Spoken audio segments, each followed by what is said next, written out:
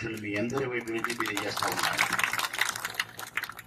నిర్మించక మునుపు శివాలయం ఎదురుగా మన మార్కెట్ ఏదైతే రౌడీలో దళారిలో రాజ్యం అనేవారు సొంతం చేసుకుని పేదవాళ్ల పైన 12,000 రూపాయలు 6,000 రూపాయలు 8,000 రూపాయలు తీసుకుని నిర్మించుకోవాలని చెప్పి భావించినాం.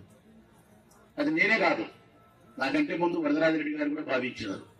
కాబట్టి అక్కడ ఉండబడిన మార్కెట్లో ఉండే వ్యాపారస్తులందరి మనసు గెలిచి నిధులు మంజూరు చేయకపోతే కట్టలేకపోతే సమస్య అవుతుందేమో మార్కెట్ విషయంలో కూడా కోర్టుకు వచ్చిన వాళ్ళలో నేనే ప్రథముని. కోర్టుకు వేసం 53 కోట్ల రూపాయలు దాన్ని ఒప్పించి మెప్పించి నిధులు తీసు అప్పుడు వల్ల పెద్ద ఆఫీసులో గారికి వచ్చినాడు కూరగాయల మార్కెట్లోకి. ఈ కూరగాయల మార్కెట్ లో వేలంపాట లేకుండా వారికి చోటు కల్పించాలి. రెండవది పూల